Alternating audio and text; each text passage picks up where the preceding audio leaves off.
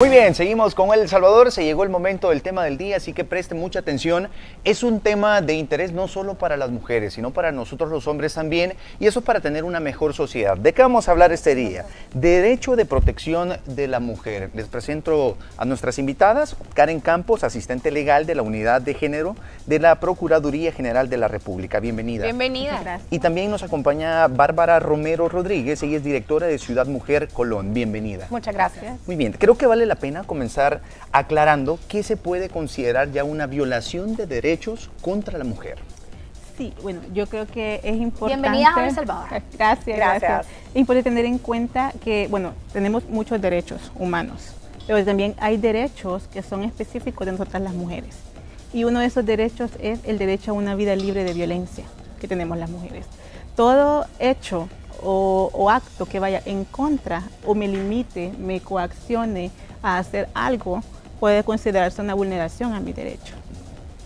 Perfecto. Yo creo que es bien importante aclarar este tipo de conceptos, porque a lo mejor en la práctica, en la casa se estaban dando ya esta violación de derechos. Correcto. Y era porque, mi abuelita y mi abuelo lo hacían, y después mi papá y mi mamá lo hacían, y se ve natural. Y se ve todo natural. Y ahora lo estamos replicando. Y se ve todo normal, y muchas veces como vecinos, por ejemplo, nos acostumbramos a que si hay problemas o que si escuchamos de repente gritos o un golpe, ni siquiera denunciamos esta cosa por la normalidad que se ve, hasta que lastimosamente pasa algo trágico, y muchas veces hasta quizás llegaron las autoridades y no hicieron nada. Es bien delicado.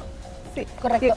Sí. Sobre eso es muy importante mencionar lo que ustedes dicen, esto normal. En realidad la violencia está naturalizada, ¿verdad? A nivel cultural la hemos normalizado, lo hemos naturalizado por un tema histórico, pero también porque hay cosas que ya le restamos la gravedad del asunto. Por ejemplo, no consideramos muchas veces que una mujer es víctima de violencia si no hay físicamente marcas de la violencia.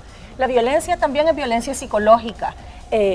Las palabras dejan huellas mucho más fuertes que los golpes a veces. Los golpes te van a desaparecer en algún tiempo, pero las palabras no, ¿verdad? La violencia psicológica, la violencia simbólica, la violencia patrimonial, económica, a veces la naturalizamos, no lo vemos, que mi cheque y mi administración financiera sea absolutamente administrada por la pareja masculina, lo veo casi natural, porque mi plata es de la casa, la plata de él no tanto, es de él, ¿no? Eso también es una violencia económica y no la vemos. Y lo que tú mencionabas es muy serio, a veces hasta que llegamos a las consecuencias últimas de la violencia, que es el feminicidio. El feminicidio es un agravante de los homicidios, ya es reconocido por nuestro país afortunadamente, y esto es el crimen, el restarle, el privar de la vida a una mujer por el hecho de ser mujer, es decir, por tener un componente de género. Para explicarlo fácil, ¿verdad? Si en una calle te asaltan, esperemos que no suceda, y hay muchos disparos y varias personas fallecen, hombres y mujeres, estamos hablando de homicidio, pero si quien fallece es una mujer por el hecho de ser mujer, por lo general, además hay un componente sexual cuando es un hecho de agresión hacia una mujer, hay una violación, hay una mutilación, te marca el odio por ser mujer, porque además existe esta concepción muy cultural, patriarcal, de que hay una superioridad masculina y sos mi propiedad como mujer. Y sin embargo, con toda esta información muy importante que usted está señalando, me llama también poderosamente la atención las cifras de todos estos casos que se han atendido. Por ejemplo, habla de Colón, Usulután, Santa Ana, San Martín, y hay cifras increíbles, 354 o casi 350,000, por ejemplo, en Colón, usuarias, y han presentado casi 700,000 servicios. O sea que a pesar de que muchas veces estamos cohibidas o porque lo vemos natural, sí se está poniendo o alzando la voz, sí se cree entonces. Eso es muy importante porque es un tema de confianza en las instituciones. Desafortunadamente, y conversábamos con mi colega acá, desafortunadamente no todo el funcionariado comprende en realidad qué significa violencia contra las mujeres, y eso nos pasa mucho con el sistema judicial. Sí, porque, o sea, al final cada institución tiene definido como lo que es lo que debe de hacer. A partir del 2012 en El Salvador, como decía, ¿verdad?, cada compañera, tenemos un cambio estructural en nuestro país, con la entrada en vigencia de la Ley Especial Integral para una Vida Libre de Violencia para las Mujeres. Mire, Karen, Pero ya que estamos hablando de esa ley, hablemos también cuántas mujeres se acercan a la Procuraduría, cuál es el proceso y por qué. Y le voy a mencionar un caso en específico. Tuve la oportunidad de conocer un caso de violencia de género. Le dije, hey, te están maltratando, vamos. Y nos acercamos a la Procuraduría. Fuimos a poner la denuncia. ¿Y qué pasó después? Me dijo ella, pobrecito, lo van a meter preso. Mejor ya no voy a seguir el proceso. Entonces yo le digo, hey, si no vas a seguir el proceso, desde un inicio mejor no lo hubieras Y en hecho. este caso, Te estoy apoyando, le digo, ¿qué pasa ¿por qué no cuando lo no lo procesás sigue? entonces? Exacto. ¿Cuántos casos de esos se dan? Es importante saber que una atención especializada no solamente consiste en la parte legal, porque sucede eso que usted está diciendo. Una mujer que no está preparada emocionalmente para enfrentar el sistema de justicia, que lastimosamente no es nada fácil, porque el sistema de justicia en nuestro país no es fácil. No. Entonces está la figura del acompañamiento. Es importante que las mujeres nos hagamos acompañar, no solamente puede ser de un profesional de una institución, sino que de una amiga. Vea, de una amiga, una vecina. Hay muchas mujeres que llegan acompañadas de su vecina, de su hermana, de su tía, o sea, de cualquier persona que la apoye y la haga tomar La como esta empodera. decisión, sí. Pero también es importante tener en cuenta que en la Procuraduría los casos de violencia no entran por la parte legal, entran por la parte psicológica, porque es importante tener una intervención en crisis adecuada a estas mujeres que llegan a poner una denuncia de cualquier tipo de violencia. Hablemos ya de la parte, bueno, yo lo pondría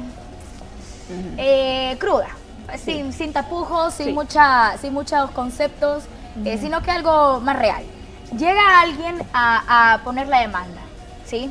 Están violando sus derechos, el esposo, el acompañante, quien sea, y a sus hijos también. Esta misma va y pone una demanda. Para comenzar, ¿a dónde tiene que poner la demanda?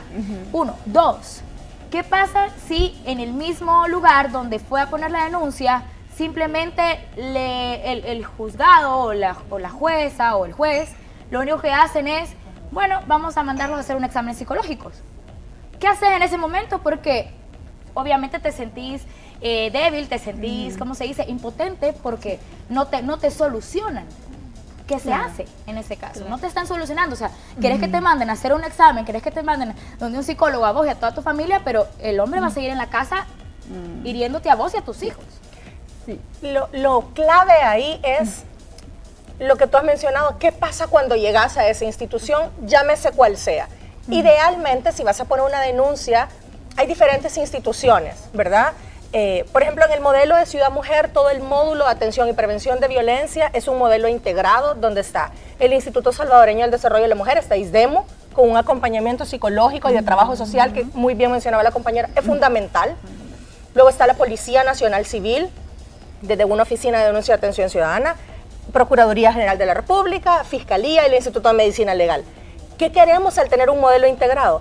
Que justamente no sea el momento de crisis que te haga poner la denuncia y luego poder retirarla, sino recibir este acompañamiento. Pero además evitar la revictimización, que es lo que tú decías, me siento impotente porque no me están dando una respuesta.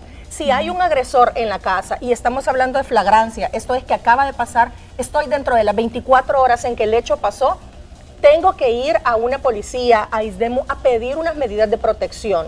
Y esto se tramita en los juzgados. Y para esto son las instituciones quienes acompañamos para garantizar que se te haga exclusión del hogar. Es decir, el agresor tiene que salir de casa. Pero también es importante mencionar que todavía hay muchos retos en cuanto a este tema. Claro. Ok. Porque las instituciones, si bien es cierto, tenemos instituciones o sea, unidad de atención especializada para las mujeres.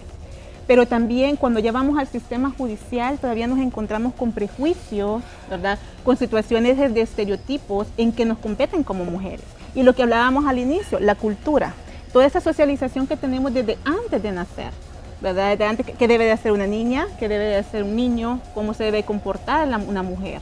Entonces, al final, toda esa situación de estereotipos y prejuicios que todavía está en el sistema judicial dificulta muchas veces. Claro. Porque quienes dictan sentencias son los jueces y juezas de El Salvador. Entonces, yo creo que es importante seguir haciendo como estos esfuerzos, ¿verdad? En conjunto, en todo el sistema, porque al final, en las instituciones, por ejemplo, la Procuraduría, damos medidas de protección, o sea, la solicitamos al juzgado, damos la parte, no solo representación legal, sino que también acompañamiento, porque los casos de violencia intrafamiliar no necesariamente tiene que ir una abogada, ¿verdad? Para poder solicitar estas medidas. Pero sí, ¿qué sucede cuando no hay una respuesta del sistema judicial? Entonces, las mujeres, o sea, por eso es importante la intervención en crisis, la parte emocional de estas mujeres. Mire, Karen, Bárbara, también yo creo que es importante aclarar este tipo de cosas porque se puede terminar en un feminicidio.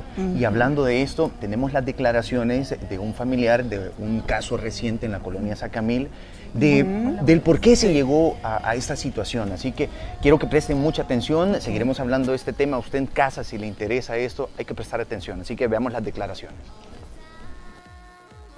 Pasó como un año que no la tuvo ella, pero como a ella en el ISTEMU le aconsejaron de que no anduviera con abogados, ni que fuera a la fiscalía, ni que fuera tampoco a, como le dijera, a ninguna institución, porque lo que iban a hacer es ella iba a perder el tiempo. Mejor lo que ella le convenía hacer es ir por sus propios medios a traerla, porque eso de andar con fiscalía y abogados se tarda mucho tiempo. Entonces él aconsejaron mejor que fuera directamente a buscarla donde la tenía, y así lo hizo ella. Ella fue directamente hasta Chalatenango, donde la tenía a la niña. Se habla mucho de los femicidios y todo, de la violencia contra la mujer, pero la verdad es que cuando alguien busca ayuda, no hay eco. No sé quién de los policías le dijo mejor hágalo por sus propios medios.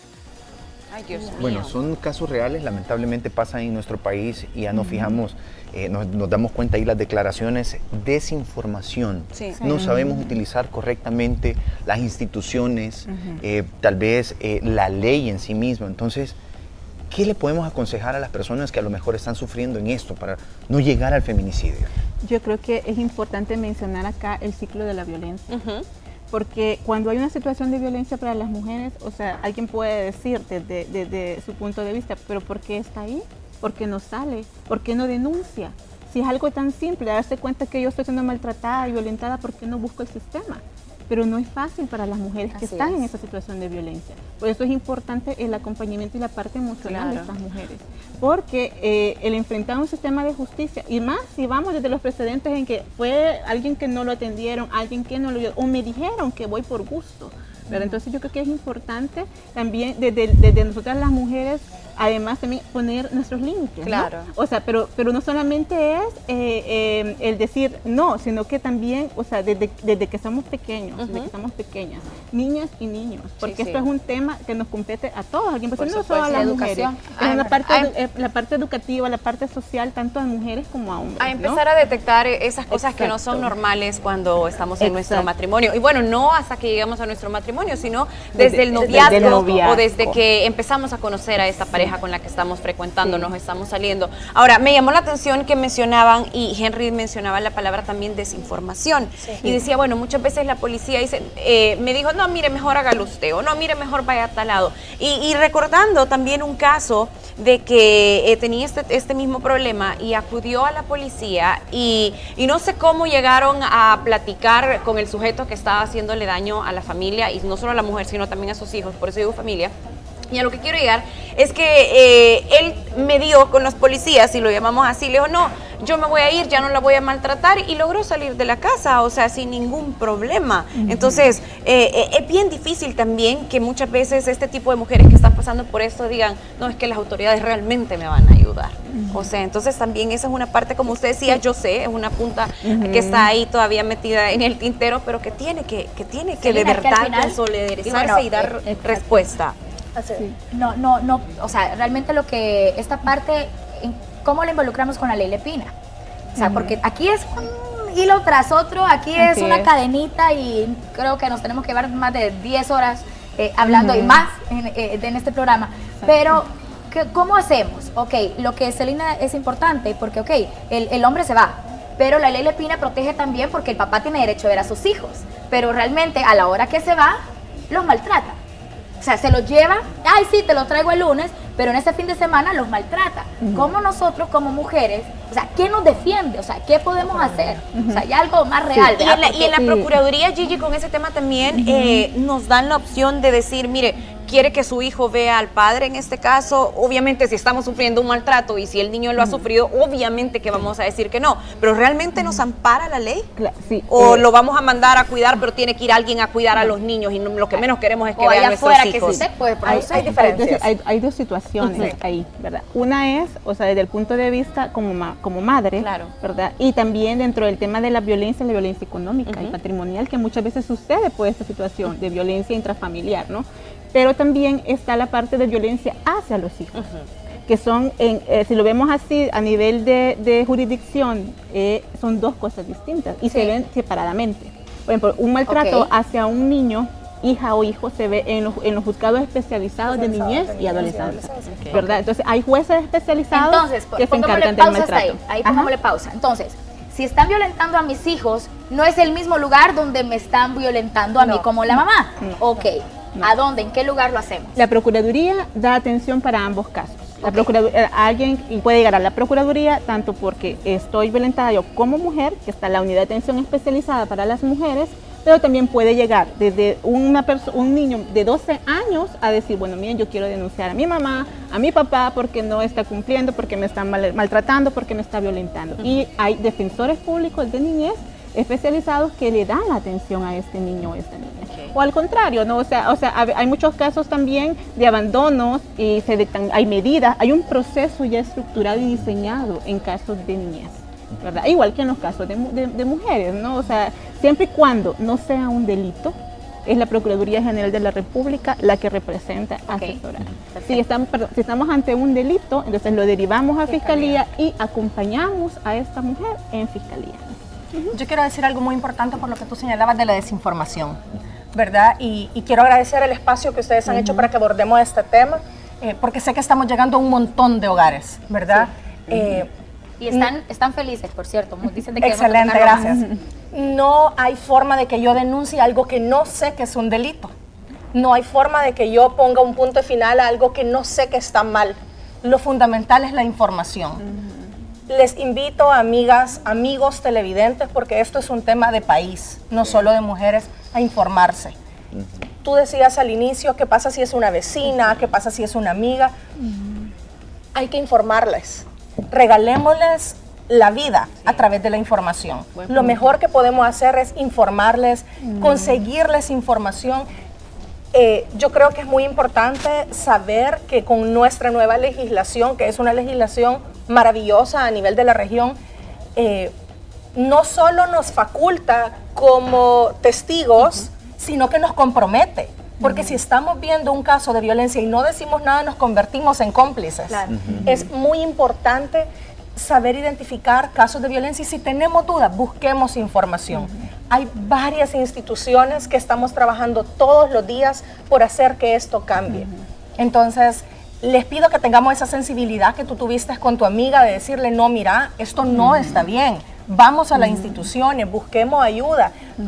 Y que no quede en esa búsqueda de ayuda, sino en el acompañamiento que mencionabas. No quedarnos yo ni me meto mejor. Sí, pero también en el acompañamiento. Por ejemplo, les comento en breve, hay acompañamientos individuales y tú estás con una persona formada, especializada en acompañar, no te va a acompañar lo mismo una amiga que te va a oír, pero punto, pero no va a saber cuál es la ruta, a acompañarte por personas especializadas, ¿verdad?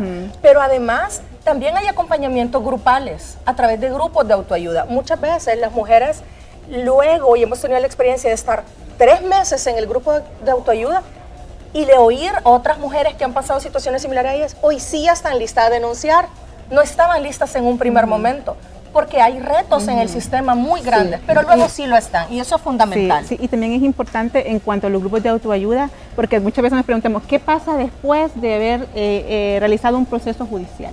¿No? Porque no termina ahí, o sea, las mujeres, o sea, muchas veces cuando somos responsables de nuestros hijos, de nuestras hijas, tenemos que trabajar, ¿no? Para dónde vamos a vivir, o sea, hay muchas mujeres solas, ¿no? Está la opción de ir a demandar al padre de mis hijos, pero ¿qué pasa en aquellos casos cuando no se puede? Entonces, ¿qué pasa? Los grupos de autoayuda también son importantes porque surgen después de ese proceso judicial. Hay muchas mujeres que están ahí, ¿no? Y están ahí y sirven dentro del tema de la sororidad con otras mujeres, de su experiencia, comenzar, Karen, ¿verdad?, Bárbara, a denunciar. Estamos hablando que la mujer vaya a denunciar. Aquí me surgen 2 interrogantes. Número 1, Cuando el Estado ya se dio cuenta de esto por medio de una denuncia formal, y digamos si la mujer quita la denuncia, está obligado a seguir investigando sobre ese caso que llegó, número 1. Y número 2, estamos hablando que solo la mujer puede llegar a poner la denuncia, puede ser la denuncia. Yo como tercero, como testigo, ¿puedo poner una denuncia? ¿Está capacitado el Estado ya con las leyes para procesar una denuncia de un tercero? Dentro de la ley contra la violencia intrafamiliar también está la figura de hacerlo por aviso, ¿no? Entonces, si nosotros estamos... Hay muchos casos que o sea, llamaron a la policía y no fue nadie de los que estaban en la familia, fue un vecino, alguien que iba pasando. O sea, está la figura del aviso también para poder denunciar. Y en ambos casos, o sea, en la Procuraduría sí hay que llegar para hacer una denuncia, pero también está la figura del aviso, que puede ir una trabajadora social a inspeccionar qué es lo que está sucediendo, ¿no? Y verificar, y posterior a eso iniciar un proceso legal. Entonces hay diferentes, digamos, como rutas que tomar, pero no es, o sea, es importante, lo que sí yo creo que es importante es que cuando tengamos como esa duda de si estamos ante una situación de violencia o una vulneración de derechos, acerquémonos, asesorémonos y salgamos de esa duda, ¿verdad? O sea, podemos ir a la Procuraduría, podemos ir a Ciudad Mujer y poder salir de esa duda si verdaderamente estoy frente a una violación de mis derechos ante un hecho de violencia, porque todas las situaciones de violencia, tanto sean dentro de la casa como fuera de la casa, porque la situación de violencia se da en todos lados, ¿verdad? Es importante saber también dónde tengo que ir a denunciarla. Y las instituciones que son competentes para eso. Si no sabemos, pues acerquémonos a la policía, acerquémonos a la Procuraduría, acerquémonos a Ciudad Mujer. Ahí vamos a encontrar la asesoría correcta. O llamemos. O llamemos. Tuve la oportunidad de estar aquí en noviembre visitándoles para fomentar la carrera contra la violencia y hablábamos del 126, si te acordás. El 126 es la línea telefónica donde puedo llamar para consultar o denunciar o preguntar cualquier forma de violencia contra las mujeres. Entonces, cualquier cosa, si estamos en casa, agarremos el teléfono, si no puedo ir a las instituciones o tengo miedo, no sé dónde quedan, llamemos. De igual manera hemos dejado nuestros teléfonos acá, estoy segura producción puede ponerlos en la pantalla para que ustedes puedan también tener otros números donde acudir. Y bueno, también tenemos una pregunta y dice, Rubidia, todo es mentira. Dice, todo lo que están hablando es mentira, porque siempre lo único que piden son testigos de violencia. Es más, nada, pregúntale por si para eso tienen investigadores, pero no hacen nada. Eso son 4 comentarios que les han pedido testigo, mujeres que les han pedido testigo de esa violencia. En este caso, ¿cómo se hace? Porque no tienen, nadie estaba cuando la golpearon, nadie estaba cuando... Entonces, o sea, si están, no dicen. ¿Cómo se hace? ¿A dónde tienen que acudir estas mujeres? Bueno, tenemos que, en cada caso, hay que hacer un análisis respectivo de qué es lo que vamos a ir a probar ante un juez, ¿sí? O sea, si nosotras, si es una situación de violencia intrafamiliar, o sea, al juez sí se le deben de presentar testigos.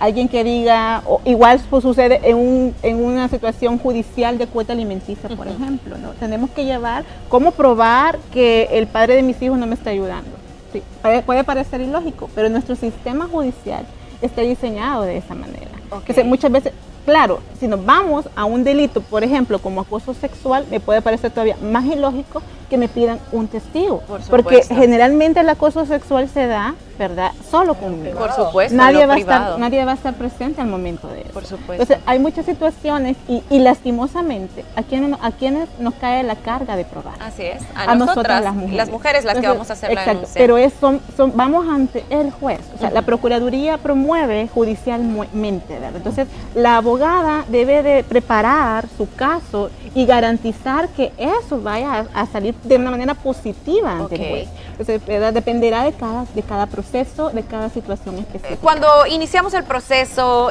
llegamos al final del proceso, se dicta algo, hay medidas. Por ejemplo, medidas de que vamos a ver a nuestros hijos cada 15 días, medidas de que tiene que estar alguien cada vez que veamos nuestros hijos, no lo sé, diferentes. ¿Hasta cuándo llegan estas medidas? ¿Hasta cuando el chico cumple 18 años? ¿Esto va a ser de por vida? ¿Cómo funciona? Las medidas de protección tienen periodos de tiempo y algunas, dependiendo del caso, vayan a ser renovadas, ¿verdad? Y eso es parte del proceso de acompañamiento que va a seguir teniendo con las instituciones también. Sí, es importante mencionar acá en lo de las medidas tienen un periodo de tiempo, sí, como decía, pero hay situaciones dentro de, por ejemplo, de un proceso de violencia intrafamiliar. En un proceso de violencia intrafamiliar puede ser que se fije una cuota alimenticia para mis hijos, por ejemplo, como una medida, y eso va a tener una duración de 6 meses, por ejemplo. Pero eso no significa que solo 6 meses es que me va a dar. Porque no solo 6 meses come el muchacho. Sino que, ¿qué es lo que debe de hacer una mujer cuando en una sentencia de violencia intrafamiliar se ha dictado una medida de cuota alimenticia? Ir a la Procuraduría antes de que termine esas medidas. Puede ser el siguiente día que salió del juzgado con esa medida, ir a la Procuraduría, ir a fijar una cuota alimenticia fija. Claro. Fija, o sea, valga la redundancia, fijarla. Porque de entrada entonces, que me den 6 meses, o sea, es algo exacto, ilógico. Entonces va y hace el proceso en la Procuraduría y esa cuota alimenticia queda fija. Y también otra situación que sucede en los casos de alimentos es que ya cumplió 18 años, ya no hay obligación de los papás. Eso no es eso es falso. No hay universidad. No hay una edad concreta hasta dónde llega la obligación de un padre o una madre, porque porque al final, o sea, los hijos salen, claro, los 18 años puede ser que sea un bachiller, pero va a tener que estudiar en la universidad. Sigue la obligación de su padre o de su madre también en darle alimentos y educación. Entonces es importante que hagamos esa diferencia de qué medidas pueden llegar a un tiempo de 6 meses y si es necesario, pues renovarlas, ¿no? Pero también qué medidas son que tengo que auxiliarme de la Procuraduría, por ejemplo, cuando hablamos de alimentos hay que ir a la Procuraduría. Perfecto. Bueno, ahí está Karen, Bárbara, muchísimas gracias. Gracias a todas las personas que han estado conectados ahí. Eso lo hacemos para informar a la población. Queremos un El Salvador diferente, así que comencemos a cambiar las cosas desde casa. Siempre lo decimos, cambiemos la situación ahí, vamos cambiando la situación de nuestro pasaje, nuestra colonia, nuestro municipio, nuestro departamento y así, si todos vamos haciendo poquito a poquito, lo vamos a cambiar. Así Henry, que bueno, si usted quiere... Paréntesis, un súper paréntesis, ojo, no se trata de juzgar a todos eso como lo dijo Bárbara, ¿verdad? Bárbara decía, no se trata de juzgar porque no hay nadie quien esté en el lugar de estas mujeres. Dicen, ay, ¿por qué?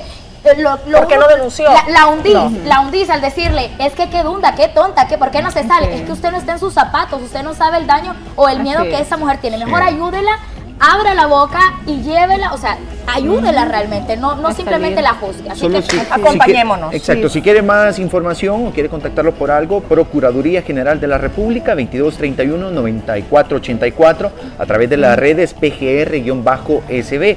Y también Ciudad Mujer, ahí lo pueden encontrar al 2244-2700, 2565-0801, en Facebook Ciudad Mujer y en Twitter como @SecInducciónSB. Así que muchísimas gracias. Hoy estamos gracias. un placer. Sigamos cambiando esto. Y el 126. 126. Continuamos con más de Hora El Salvador.